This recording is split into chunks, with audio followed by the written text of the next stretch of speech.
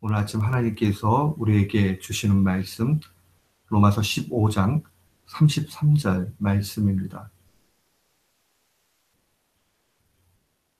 로마서 15장 33절, 우리 같은 마음으로 주의 말씀 봉독토록 합니다. 평강의 하나님께서 너희 모든 사람과 함께 계실지어다. 아멘. 저는 오늘 본문 말씀을 통해서 하나님의 평강을 누리라 라는 제목으로 주의 말씀을 선포하도록 하겠습니다. 예수님께서 부활하시고 제자들과 만났을 때에 첫 번째로 이런 말씀을 하셨습니다. 평강이 너에게 있을지어다.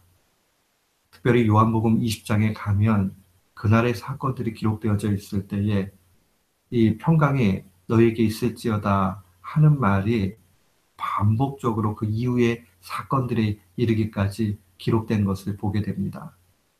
요한복음 20장 19절 말씀 보면 이날 곧 안식 후 첫날, 안식 후 첫날이니까 오늘날로 얘기하면 주일이 되겠지요.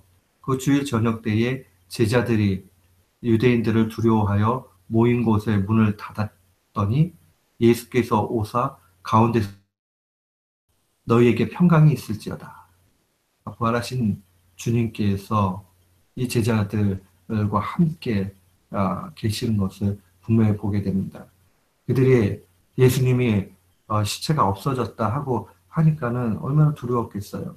그리고 사람들이 자신들을 죽이려고 할 거다 하는 그런 것 때문에 문을 꽁꽁 닫아놓고 있었는데 이 예수님께서 친히 그 안으로 영으로 들어오셔서 그 다음에 너에게 평강이 있을지어다 라고 말씀하시니 그들의 그 상황들이 얼마나 마음의 두려움도 사라졌을 것이고 또 의구심도 또 물론 생겼겠지요.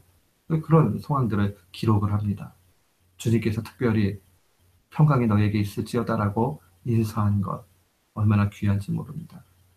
요한복음 20장 26절에 가면 이제 그 일부터 여드레를 지나서 제자들이 다시 집안에 있을 때에 도마도 함께 있고 문은 닫혔는데 예수께서 오사 가운데 서서 이르시되 너희에게 평강이 있을지어다.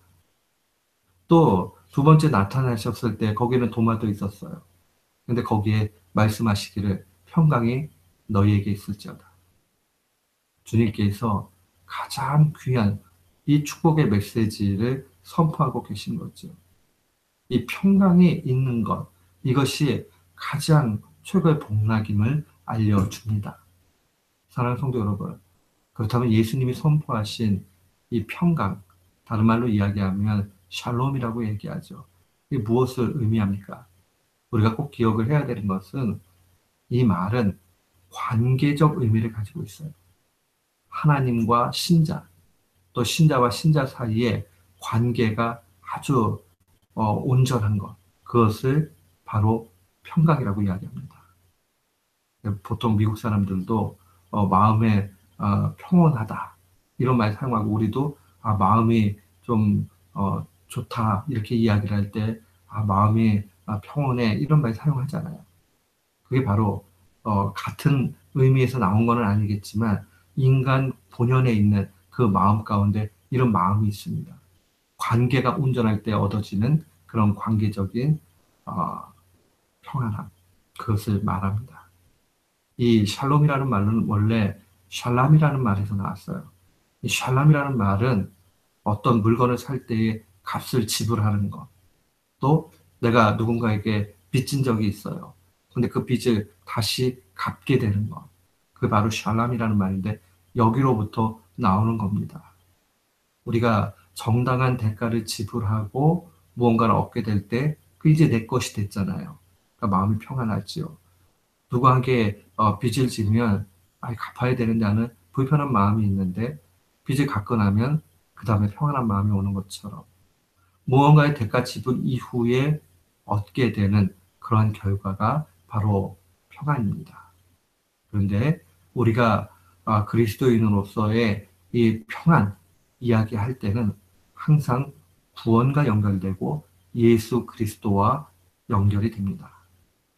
그러니까 우리가 얻어지는 이 평강을 세상 사람들이 알 수 있는 그런 평안이 아니라는 것을 기억을 해야 됩니다. 주님도 말씀하실 때에 평안을 내가 너희에게 끼친다. 이 평안은 세상이 줄 수 없는 것이다. 알 수 없는 것이다. 라고 말씀해 주셨습니다. 또 바울 사도도 지각에 뛰어난 하나님의 평안이라고 얘기합니다. 이 지각에 뛰어났다는 말은 바로 이해, 우리의 understanding, 이 이해를 뛰어넘는 아주 엄청난 그러한 평강을 의미합니다. 이 하늘의 신령한 평강을 우리는 어떻게 얻게 됩니까? 바로 예수 그리스도로 말미암아 하나님과 우리 사이에 온전함이 되어질 때에 바로 이 평강이 임하게 됩니다. 이미 말씀을 드렸지만 세상에서도 저 평안을 느낄 수 있어요. 관계가 좋으면 평안 느끼죠. 그러나 그것과 차원이 완전히 다른 평강은 예수 그리스도로 말미암아 하나님과 우리 사이에 막혀있던 죄죠, 죄. 죄 때문에 관계가 단절됐었는데 그 죄가 완전히 사라지게 되면 그 다음에 우리에게는 참 평강이 임하게 됩니다. 죄의 용서가 있는 곳에 평강이 있지요. 그래서 에베소서 2장 14절에 사도는 이렇게 증거합니다. 여기서 그는 예수 그리스도를 의미합니다. 그는 우리의 화평이신지라 둘로 하나를 만드사 원수된 것, 곧 중간에 막힌 담을 자기 육체로 오셨다. 자기 육체로 오셨다는 것은 십자가의 죽으심을 의미합니다. 십자가의 죽으심을 통해서 중간에 막힌 죄의 문제를 다 해결해 주셨다는 겁니다. 죄의 대가를 지불해 주신 거죠. 그런 면에서 예수 그리스도는 우리의 화평이 되시죠. 그래서 평강의 왕이라고 이야기하는 이유가 바로 여기 있고 화목 제물이 되었다. 화목이라는 것은 화평케 되는 거죠. 하나님과 관계가 온전해지는 거예요. 그 제물이 바로 예수 그리스도라는 겁니다. 우리가 이 바른 신앙 고백이 있다면 우리는 이 신앙 고백에 맞춰서 바른 신앙의 실천이 필요합니다. 그것은 바로 예수 그리스도께서 나의 죄를 용서해 주셨다는 그 죄사함의 은총을 기억하면서 타인의 죄, 타인의 연약함을 용서하는 일들을 통해서 우리는 참 평안을 누리게 됩니다. 우리 주님이 가르쳐 주신 기도 가운데 이렇게 기도하지요. 우리가 우리에게 죄진 자를 사하여 준 것 같이 우리의 죄를 사하여 주옵시고 라고 주님께 그렇게 간구합니다. 우리가 우리에게 죄진 자를 사하여 준다 하는 이 말에서 영어 성경은 죄라는 말을 debt, 진짜 이야기하면 빚진 거 있죠. 그 빚으로 그렇게 표현을 하잖아요.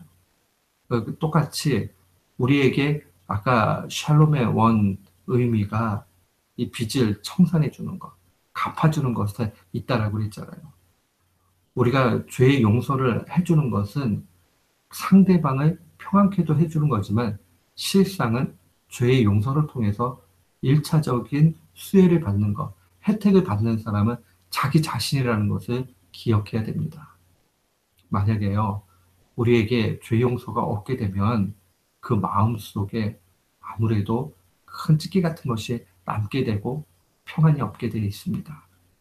그리스도인들은 이 죄의 사함 받음을 기억하면서 죄 용서를 크게 하는 그러한 성도들이 되어야 됩니다.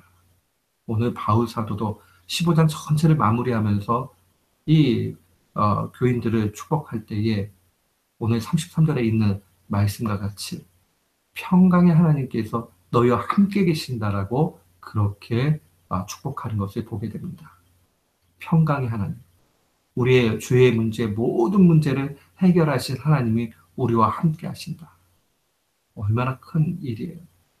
아이들이 부모님 곁에 이렇게 있게 되면 불행했던 아이들도 평온함을 찾게 되는데 육신의 부모를 만나도 육신에 의지하는 보호자를 만나도 그러는데 평강의 하나님께서 우리와 동행하신다.